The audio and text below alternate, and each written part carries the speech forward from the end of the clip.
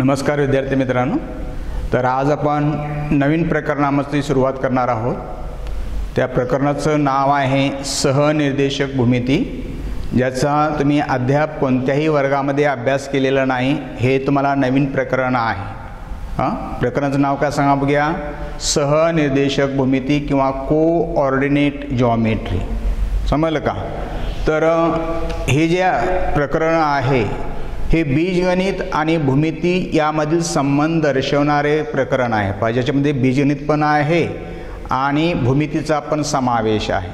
तर या प्रकरणामध्ये तुम्हाला काय काय शिकायचं आहे, हे प्रकरण तुम्हाला सुरुवात आहे, मात्र या प्रकरणाच्या सहाय्याने तुम्हाला काय काय यावर्षी शिकायचं आहे बघा। पहिला पॉईंट आहे आपल्याला शिकायचा, तो म्हणजेच सहनिर्देशक बिंदू, म्हणजेच ते बिंदू आपण कसे दर्शवायचे असतात बिंदू, त्याचा प्रत्येकाचा अर्थ काय हे आपण समजून घ्यायचं आहे।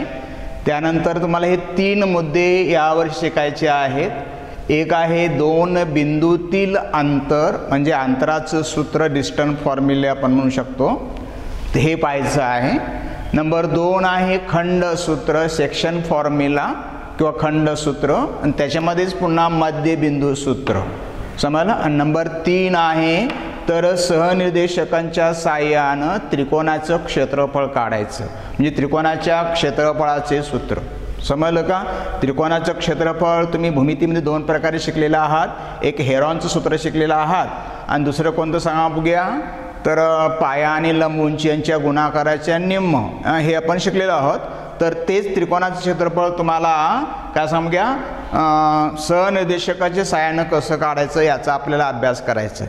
तर हे प्रकरण सुरुवात करण्यापूर्वी आपण तर काय पाहायचं आहे, तर प्रतलातील बिंदूचे स्थान, म्हणजेच बिंदू आपण, म्हणजे मी आता इथं उभा आहे, मग तुम्हाला मी सांगायचं मी कुठं उभा आहे, तर मी कुठं उभा आहे सांगायचं असेल तर काहीतरी संदर्भ द्यावा लागतोय, समजलं का? त्या संदर्भ बिंदूच्या साहाय्याने किंवा त्या संदर्भाच्या साहाय्याने मी इथं आहे, समजलं? म्हणजे शाळेच्या गेटपासून मी कुठं आहे किंवा या इमारतीमध्ये मी कुठं आहे, कुठल्या वर्गामध्ये आहे, हे तुम्हाला संदर्भ द्यावा लागतो। तसं बिंदू जो आहे तो प्रतलामध्ये असतोय। पहा, प्रतल म्हणजे सपाट पातळी, समज सपाट भाग, पृष्ठभाग, त्याला आपण प्रतल म्हणतोय। आणि त्या प्रतलामध्ये एखादा बिंदू दाखवायचा असेल, तो बिंदू कुठं आहे, मग तो कुणापासून कुठं आहे हे तुम्हाला सांगावं लागतंय।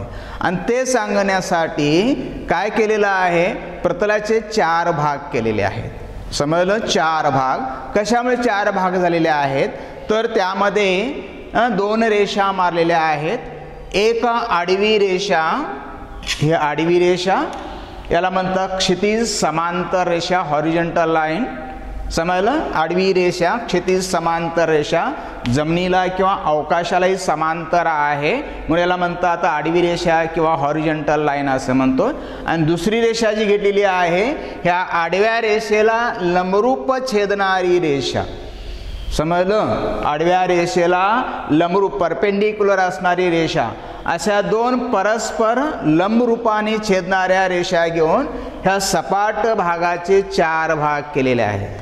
तर ह्या आडव्या रेषेला काय म्हणतात, तर आडव्या रेषेला एक्स अक्ष म्हटलं जातं, कोणा समजा एक्स अक्ष, आणि उभ्या रेषेला काय समजा वाय अक्ष म्हटलं जातं। तर ह्या वाय आणि एक्स अक्षा संदर्भात किंवा एक्स आणि वाय अक्षा संदर्भात या प्रतलामध्ये एखादा बिंदू कुठं आहे हे दर्शवणं म्हणजे प्रतलातील बिंदूचे स्थान, समजलं? तो बिंदू कुठं आहे, इथं आहे, इथं आहे, इथं, इथं किंवा ह्या रेषेवरती आहे हे तुम्हाला सांगावं लागतं, समजलं का नाही? म्हणून हे चार प्रतलाचे भाग, प्रतलाचे चार भाग पाडलेले आहेत का नाही, त्या भागांना क्वाड्रंट म्हणजे चरण असं म्हणतात। मग एकूण चार भाग आहेत। तर इथं आपण हा मध्यबिंदू आहे, हा मध्यबिंदूला म्हणतात ओरिजिन किंवा आरंभबिंदू। ह्या आरंभबिंदूपासून आपण इकडं उजवीकडे जातो, आरंभबिंदूपासून आपण डावीकडे जातो आडव्या रेषेवरती एक्स अक्षावरती, आरंभबिंदूपासून आपण उभ्या रेषेवरती वरती जाऊ शकतो, आरंभबिंदूपासून आपण खाली जाऊ शकतो या ठिकाणी, समजलं?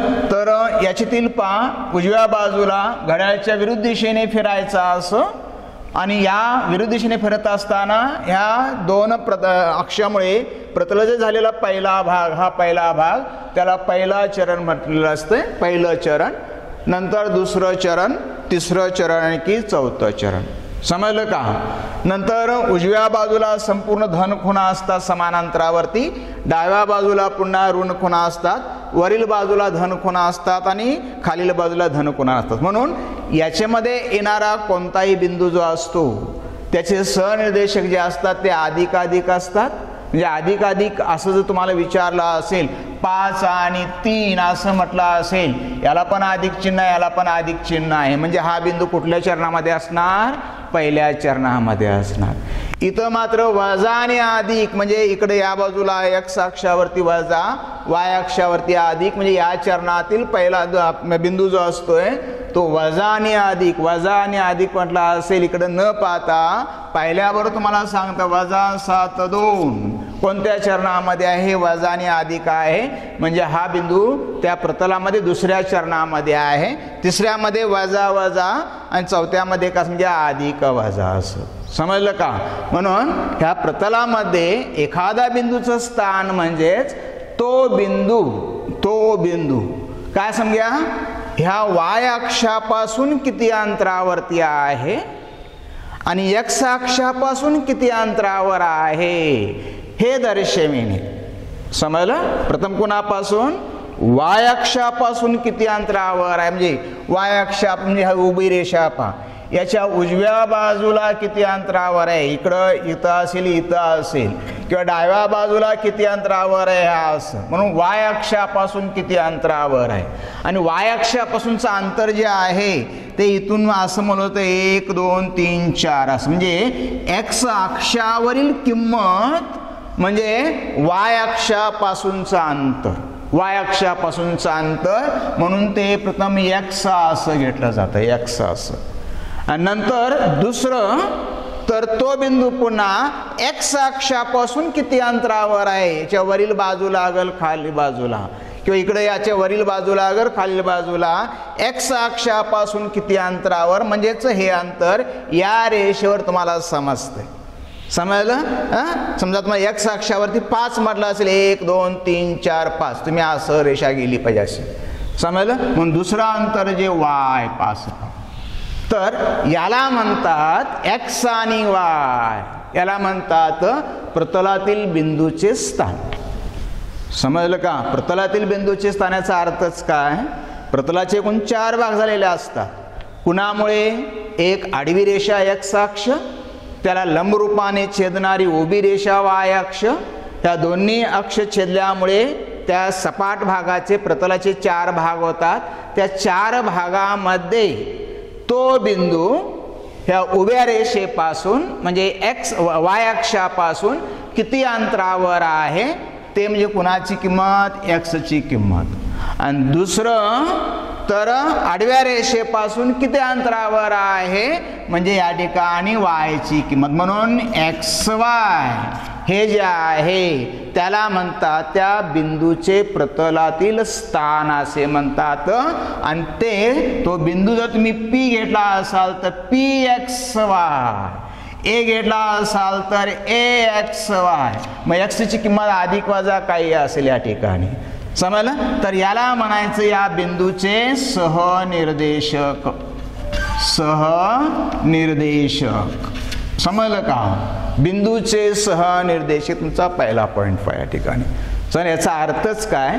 बिंदूचे सहनिर्देशक म्हणजे तो बिंदू ए असेल तर एक्स वाय, पी असेल तर एक्स वाय. एक्स याचा अर्थच काय? एक्सचा अर्थ काय?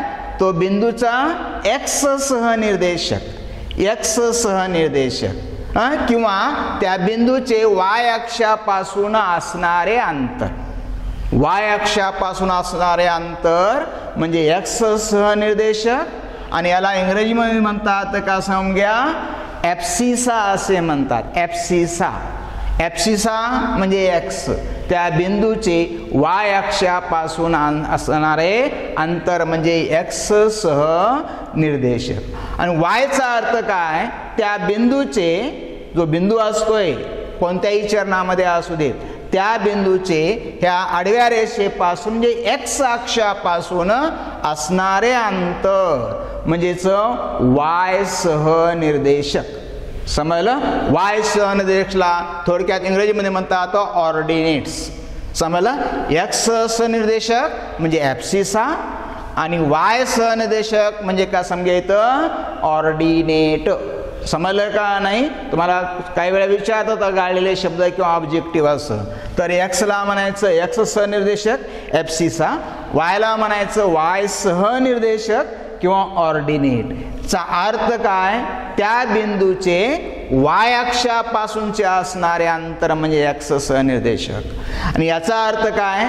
त्या बिंदूचे एक्स अक्षापासून असणारे अंतर म्हणजे वाय सहनिर्देशक. समजलं का? मी असं दिलं असेल -3 ए बरोबर असं म्हटलं असेल, याचा अर्थच काय? ए हा बिंदू आहे. आता तो कुठं आहे? इथं बघायचं वजा आणि इथं अधिक आहे. वजा आणि अधिक. वजा आणि अधिक म्हणजे काय? तर वजा आणि अधिक म्हणजे कोणतं चरण सांगून घ्या? वजा आणि अधिक म्हणजे तो बिंदू कुठं असणार? दुसऱ्या चरणामध्ये असणार. मग कुठं आहे तो? तो बिंदू काय समजा? वाय अक्षापासून -3 अंतरावरती. वाय अक्षापासून -3 1 2 3 -3 अंतरावरती आणि नंतर 4 अर्थच काय? तर एक्स अक्षापासून 4 अंतरावरती. एक्स अक्षापासून वरती 4 म्हणजे अधिक आहे 1 2 3 4 आणि हे दोन्ही रेषा ज्यामध्ये छेदतात तो तुमचा ए बिंदू असणार -3 आणि 4. समजलं का? -3 आणि 4 याला म्हणायचं बिंदूचे सहनिर्देशक. समजलं? मग आता बिंदू जर चरणामध्ये असेल, कोणत्याही चरणामध्ये, पहिल्या चरणामध्ये, दुसऱ्या चरणामध्ये, तिसऱ्या चरणामध्ये, चौथ्या चरणामध्ये, तुम्हाला साबूत सांगता येते. मात्र काही वेळेला बिंदू कुठं असतोय? इथं असतोय. पहा इथं असं इथं हा बिंदू आहे. मग हा बिंदू चरणामध्ये आहे का? इथं पण नाही आहे, इथं पण नाही. मग तो कुठं आहे? वाय अक्षावरती आहे. समजलं? वाय अक्षावरती. किंवा मी इथं असं म्हटलं, इथं बिंदू घेतला असा, हा बिंदू कुठल्या चरणामध्ये आहे का? ना तो दुसऱ्या चरणामध्ये आहे, ना तो का समजा तिसऱ्या चरणामध्ये. मात्र कुठं आहे? दोघांच्या इथं ह्या रेषेवरती आहे. पा या ठिकाणी म्हणजे एक्स अक्षावरती आहे. हा वाय अक्षावरती होता, हा एक्स अक्षावरती असं होता आहे. पा मग वाय अक्षावरती असेल, मग या ठिकाणी एक्सचं अंतर पहा, म्हणजे याच्यापासून पुढचं अंतर हे अंतर हे 0 आरंभ बिंदू आहे. म्हणजे पहिलं अंतर 0 असणार या ठिकाणी. आणि नंतर दुसरं हा कुणापासून आहे? एक्स पासून किती उंचीवर आहे? 6 उंचीवर. म्हणजे 6 अंतर आहे या ठिकाणी. म्हणजे 0 असं आणि 6. तुम्ही कुठे घेतला? इथं घेतला असेल 0 आणि 3. इथं घेतला असाल 0 आणि -2 असं. म्हणजे कोणाची किंमत 0 सांगा घ्या? एक्सची किंमत 0. म्हणून वाय अक्षावरती कोणताही बिंदू असेल तर तो 0 आणि इथं वाय असा असतो. 0 आणि वाय. वाय अक्षावरील बिंदूचे सहनिर्देशक तुम्हाला 4 पर्याय दिलेले असतात. मग तुमचा पर्याय कोणता? 0 वाय. समजलं? आणि तेच इथं असेल या ठिकाणी एक्स अक्षावर काय समजा -2 आणि वाय अक्षावर पहा, वाय अक्षावर तुम्ही वरती जाणार का वरती? इथं नाही, इथं असणार पहा. म्हणजे या ठिकाणी 0 असणार. तुम्ही इथं घेतला असाल, इथं असं काय समजा इथं 5 0. पुढे घेतला असेल या ठिकाणी 8 आणि 0 इथं. म्हणजे ह्या एक्स अक्षावरती कुणाची किंमत 0 असते? वायची किंमत 0 असते. म्हणून एक्स अक्षावर बिंदूचे स्थान कसं घ्या? एक्स अक्षावर बिंदूचे सहनिर्देशक कोणते? x0 आणि वाय अक्षावर बिंदूचे सहनिर्देशक समजा येतं 0 वाय. तर इथं बिंदू म्हटला असेल आरंभ बिंदू. आरंभ बिंदू जो आहे एक्स पासून अंतर 0, वाय पासून अंतर 0, म्हणून याचं सहनिर्देशक 0 0. समजलं? म्हणून मी ते लिहिलंय या ठिकाणी. तर एक्स सहनिर्देशक, वाय सहनिर्देशाचा अर्थ सांगितला. एक्स सहनिर्देशकाचा अर्थच काय? त्या बिंदूचे वाय अक्षापासून असणारे अंतर वाय सहनिर्देशक याचा अर्थ काय, त्या बिंदूचे एक्स अक्षापासून असणारे अंतर, त्यानंतर आरंभ बिंदूचे सहनिर्देशक 0 0, एक्स अक्षावर बिंदूचे सहनिर्देशक x 0, वाय अक्षावर बिंदूचे सहनिर्देशक 0 y आणि कोणत्याही बिंदूचे सहनिर्देशक जे अक्षावर नाहीत त्यांचे कसं घ्या x आणखी y. समजलं. नंतर पुन्हा मी आपण लिहिलेलं आहे पहिलं चरण, दुसरं चरण, तिसरं चरण, चौथं चरण. समजलं. पहिल्या चरणामध्ये सर्व बिंदू अधिक अधिक, दुसऱ्यामध्ये वजा अधिक, तिसऱ्यामध्ये का समजा वजा वजा आणि चौथ्यामध्ये का समजा अधिक वजा. हे तुम्हाला 8वी 9वीला हे संपूर्ण झालेलं आहे. ही उजळण झाली. पहा आता आपल्याला 10वी मध्ये यायचं आहे. पहा तर काय शिकायचं आहे आपल्याला. नंबर 2 पॉइंट तुमचा हे आपण पाहिलं. आता हे पाहायचं आहे. पहा दोन बिंदूतील अंतराचे सूत्र म्हणजे काय या ठिकाणी. तर दोन कोणतेही बिंदू घ्यायचे, कोणतेही दोन बिंदू आणि ते दोन बिंदूतील अंतर काढायचं. पहा मग त्या दोन बिंदूचं अंतर काढायचं असेल तर तुम्हाला ते बिंदू कुठं आहेत हे पाहून अंतर सांगावं लागतं. पण बिंदू कुठेही असेल एक सर्वसामान्य सूत्र तुम्हाला मिळवता येतं. म्हणून आपण दोन बिंदू घेऊया. एक बिंदू मी इथं घेतला असा, या ठिकाणी हा एक बिंदू घेतला इथं असं. समजलं. हा ए बिंदू आहे आणि याचे सहनिर्देशक आता मी इथं पॉइंट लिहिलेले आहे, परंतु तो न लिहिता हा बिंदू x1 आणि y1 असा घेतला. समजला. आणि दुसरा बिंदू मी इथं घेणार पा या ठिकाणी असं. हे दुसरा बिंदू इथं घेतला. हा b x2 आणि y2. समजलं. x1 y1 ए बिंदूचे सहनिर्देशक आणि x2 y2 बी बिंदूचे सहनिर्देशक. आणि या बिंदूच्या मधील अंतर म्हणजे आपल्याला काय करावं लागेल, ए आणि बी बिंदू तुम्हाला जोडावे लागतील. पाह्या असं. आणि हे अंतर तुम्हाला पट्टीच्या साहाय्याने नव्हे, समजलं, गणिताच्या साहाय्याने किंवा त्या बिंदूच्या सहनिर्देशकाच्या साहाय्यानं अंतर काढता आलं पाहिजे.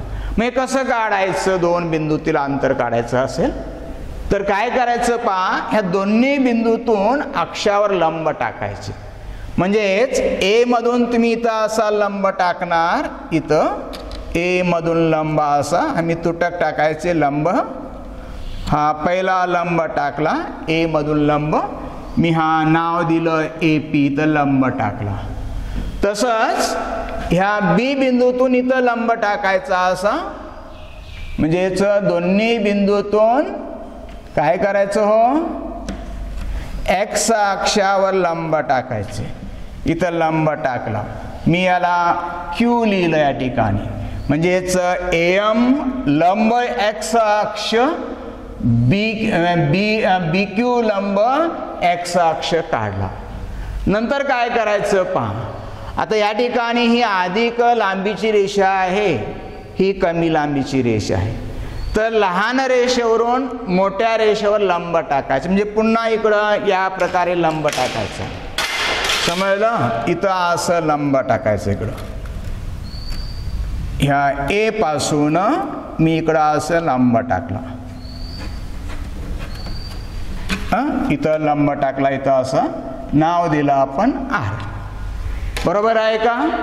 पहा हे लंब टाकल्यानंतर तुम्हाला एक आकृती मिळाली. पाही अशी आकृती, ही आकृती मिळाली आणि आकृतीचा प्रकार तुम्हाला समजला असेल. हे काय आहे समजला. हा आकृतीचा प्रकार तुम्हाला समजला असेल. हा त्रिकोण आहे आणि त्रिकोणाचा प्रकार देखील समजला असेल, कारण त्रिकोणामध्ये एक कोण कसा आहे, 90 अंशाचा आहे. त्यामुळे हा काटकोन त्रिकोण होतोय. आणि काटकोन त्रिकोण असेल तर तुम्हाला हे अंतर काढता येते. पहा ह्या काटकोन त्रिकोणाच्या काटकोनासमोरील बाजू म्हणजे हा कर्ण होतोय आणि पागोशीचं सूत्र वापरून तुम्हाला या ठिकाणी काय करता येतं, याची लांबी काढता येते. मग याची लांबी काढायचं असेल तर तुम्हाला हे अंतर माहिती पाहिजे आणि हे अंतर माहिती पाहिजे. मग हे कसं मिळवायचं पहा.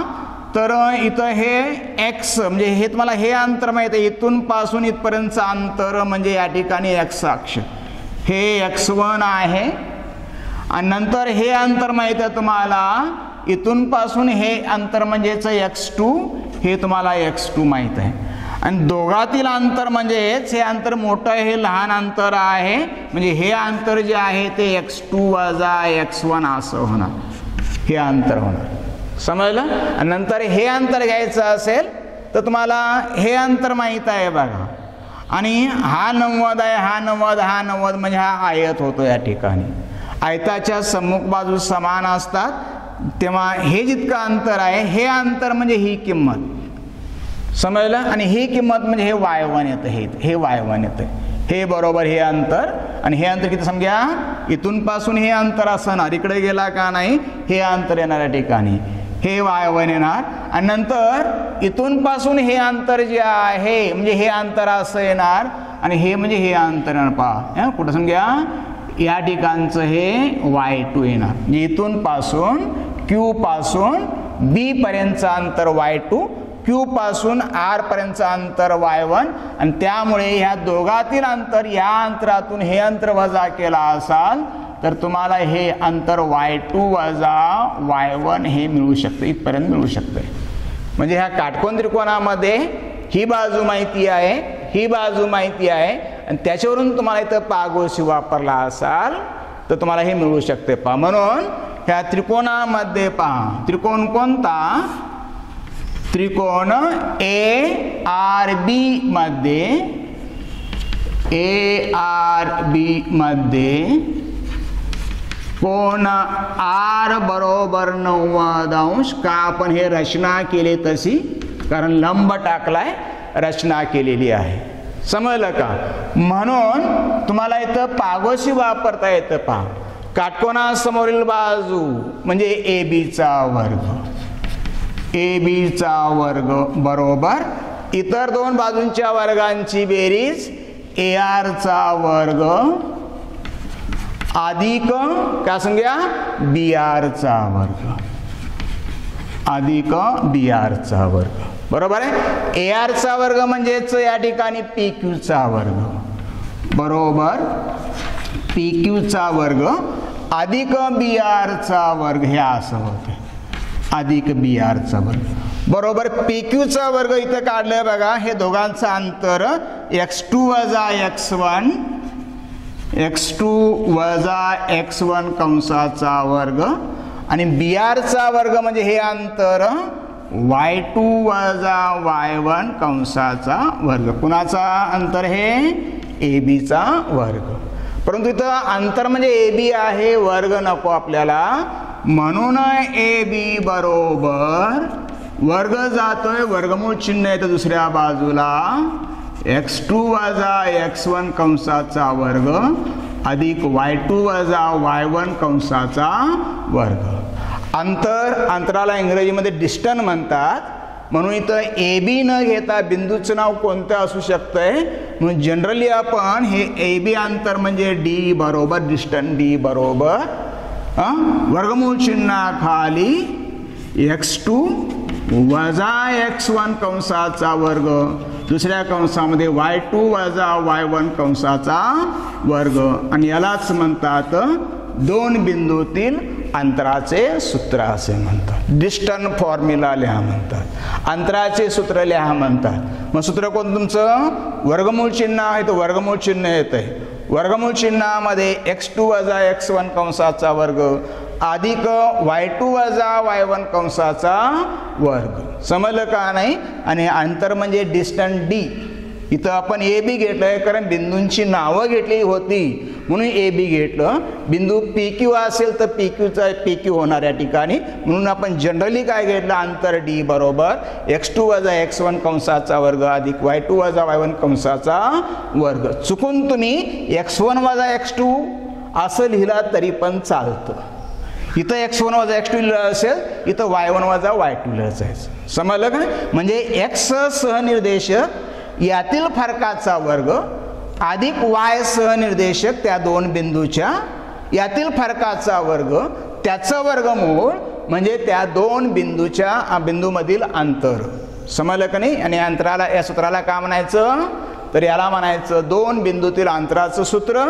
किंवा डिस्टन्स फॉर्म्युला, अंतराचे सूत्र असे म्हणतात. मग आता पुन्हा याच्यामध्ये ते दोन बिंदू कुठं असताना या चरणामध्ये इथं कुठेही असेल की इथं एक असेल, इथं एक असेल, कुठेही असेल त्या ठिकाणी तुम्हाला काढता येते. मात्र काही वेळेला हे बिंदू वेगवेगळ्या अवस्थेमध्ये असतात. बघा, समजा या ठिकाणी मी काय केलं, इथं एक बिंदू घेतला, इथं असा, आणि इथं घेतला असा दुसरा बिंदू. पहा, दोन्ही बिंदू कुठं आहेत, एक्स अक्षावर आहेत. आणि एक्स अक्षर बिंदू असतील तर कुणाची किंमत 0 असते, वायची किंमत 0 असते. म्हणून याच्यातून हे वजा करणार. अंतराचं सूत्र म्हणजे हे अंतर आहे का नाही, हे इथून 0 पासून इथपर्यंतचं अंतर 5 आणि 0 पासून 1 पर्यंतचं अंतर 1, आणि दोघातील अंतर 5 मधून 1 वजा केला असेल तर हे 4 पाहिजे. 4 समजलं. म्हणजेच आरंभबिंदूच्या एकाच बाजूला असेल तर त्या दोन बिंदूतील अंतर x2 वजा x1 असं होतं. पहा, दोन बिंदूतील अंतर x2 वजा x1. मात्र या ठिकाणी एक बिंदू या बाजूला आहे इथं 3 ला आणि दुसरा इथं आहे असं असेल तर मात्र हे अंतर अधिक हे अंतर असं. समजलं का. मग त्यावेळेला तुम्हाला समजलं पाहिजे. मग इथं x2 वजा करायचं नाही, वजा ऑफ वजा x1 असं. समजलं. x2 वजा x1, वजा वजा का होतंय, अधिक होतं. या ठिकाणी इथून हे अंतर 3 आहे आणि पुन्हा वजा म्हटलेलं आहे, वजा इकडं वजा येणार, वजा वजा का होणार, अधिक. म्हणजे 3 अधिक 2 बरोबर 5 होणार.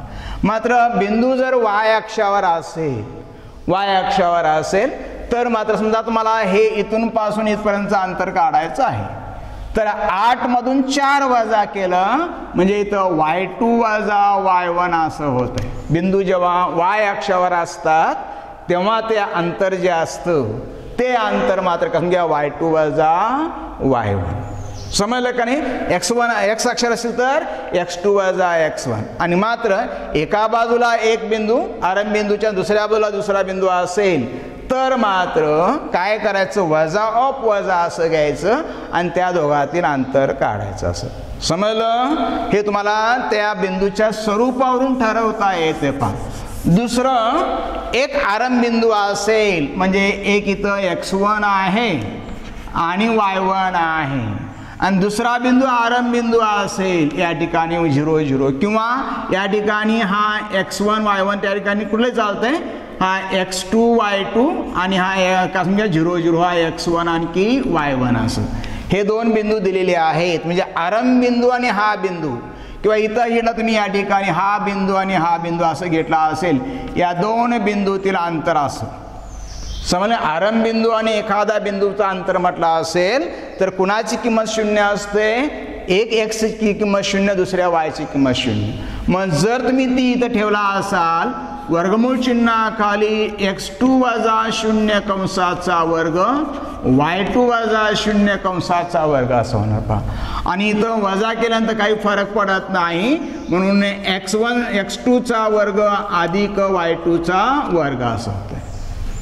समजलं. किंवा फक्त x1 चा वर्ग अधिक y1 चा वर्ग म्हटलं तरी चालतं. समजलं का नाही. उदाहरण तुम्हाला पहा, आरंभ बिंदू आणि 3 4 ह्या बिंदूतील अंतर सांगा. एक बिंदू आरंभ बिंदू आहे आणि दुसरा बिंदू 3 4 असं म्हटलेलं आहे. काही करायचं नाही.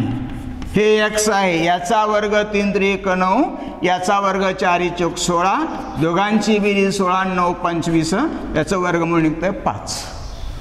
समजलं का नाही. म्हणजे असं देखील आरंभ बिंदू आणि एखादा बिंदू याच्यातील अंतर म्हटलं असेल, तुम्ही याचा पण वर्ग करायचा, याचा पण वर्ग करायचा, दोघांची बेरीज करायचं, त्याचं वर्गमूळ काढायचं.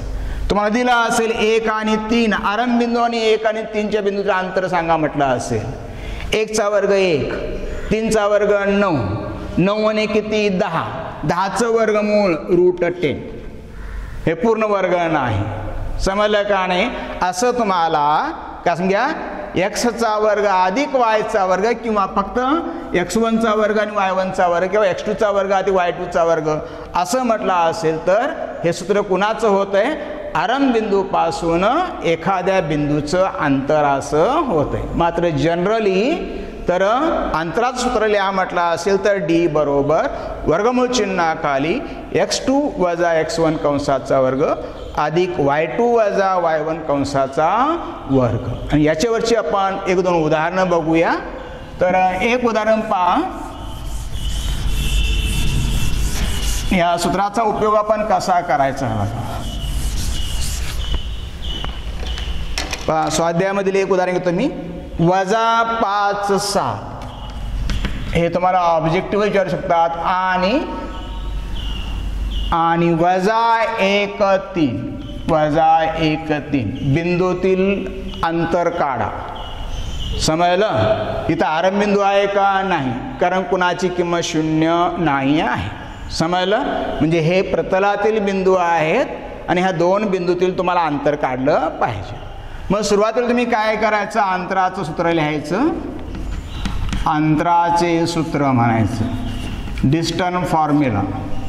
समजलं. डी बरोबर वर्गमूळ चिन्हाखाली x2 वजा x1 कंसाचा वर्ग y2 वजा y1 कंसाचा वर्ग हे असं. नंतर बाजूला काय करायचं बघा तुम्हाला सोपं जाण्यासाठी. इथं x1 y1 नंतर x2 y2 हे दोन किमती लिहायचं. x1 y1 म्हणजे एक बिंदू वजा 5 आणि 7 x1 y1 आणि x2 y2 म्हणजेच वजा 1 आणि इथं 3 हे आपण लिहिलं या ठिकाणी. गणित सोपं सहज समजावं म्हणून. मग आता बरोबर चिन्हाखाली पहा इथं लिहिलं पाहिजेत. वर्गमूळ चिन्हाखाली x2 म्हणजे हे पहा वजा 1 याची किंमत ही घेतली x2 वजा x1 हे चिन्ह मध्ये वजा x1 ची किंमत पुन्हा काय वजा आहे ते वजा आणि हे वजा वजा वजा अधिक. समजलं. इथं हे वजा आहेच पूर्वीचं सूत्रामधील आणि याची किंमत पुन्हा वजा आहे. वजा ऑफ वजा अधिक कंसाचा वर्ग अधिक y2 किती आहे बघा 3 वजा y1 किती आहे 7. इथं वजा चिन्ह राहिलं कारण हे अधिक आहे चा वर्ग इथं असं. बरोबर वर्गमूळ चिन्हाखाली या दोघांची बेरीज होते. 5 मधून 1 गेला इथं 4 चा वर्ग अधिक इथं 7 मधून 3 गेले 4 मोठ्याचं चिन्ह वजा. समजलं का. चिन्हाकडे लक्ष दिलं पाहिजे. पुन्हा वर्ग आहे 4 चा वर्ग 16 इथं वजाचा वर्ग लक्षात ठेवा. वजाचा वर्ग वजा वजा अधिक. समजलं. 4 चा वर्ग पुन्हा 16 हे मध्ये चिन्ह अधिक इथं 16 चुकून 4 गेले कराल अधिक वजा. समजलं. इथं वर्ग आहे 4 चौक 16 याचा वर्ग प्रथम काढायचं नाही तर अधिक वजा वजा नव्हे. समजलं. अधिक वजा वजा नव्हे. हे वजा 4 चा वर्ग वजा 4 गुणले वजा 4 वजा वजा अधिक 4 चौक 16 ह्या दोघांची बेरीज होते. बरोबर या ठिकाणी 2 वेळा 16 म्हणजे 2 गुणले 16 म्हटलं तरी चालतं किंवा 16 16 32 असं चालतंय बघा. समजलं. इथं एकक असं लिहायचं. एकक सेंटीमीटर वगैरे लिहायचं नाही कारण अंतर तुम्हाला सेंटीमीटर दिलेलं नाही या ठिकाणी. समजलं. वर्ग जात असेल वर्गमूळ असेल तुम्हाला इथं 16 2 32 म्हणजे या ठिकाणी 4√2 हे असं म्हटलं तरी चालतं किंवा इथं थांबलं तरी चालतं या ठिकाणी. तर अशा प्रकारे तुम्ही काय केलं पाहिजे यावरची गणितं केली पाहिजे. अंतर विचारला असेल तर सूत्र लिहायचं. बाजूला अशा किमती लिहायचं x1 y1 x2 y2 आणि त्या किमती सूत्रामध्ये ठेवायचं आणि असं सोडवायचं. या ठिकाणी तुम्हाला इथं अंतराचं सूत्र काढता येतं. मात्र तुम्हाला परीक्षेला किंवा इतर ठिकाणी असं सहज विचारत नाहीत. समजलं. काय विचारतात तुम्हाला बिंदू देतात. समजलं. बिंदू देतात आणि त्या बिंदूवरून चौकोनाचे बिंदू देतात शिरोबिंदू देतात त्रिकोणाचे देतात त्रिकोणाचा प्रकार विचारतात किंवा चौकोनाचा प्रकार विचारतात आणि ते तुम्हाला ओळखता आलं पाहिजे.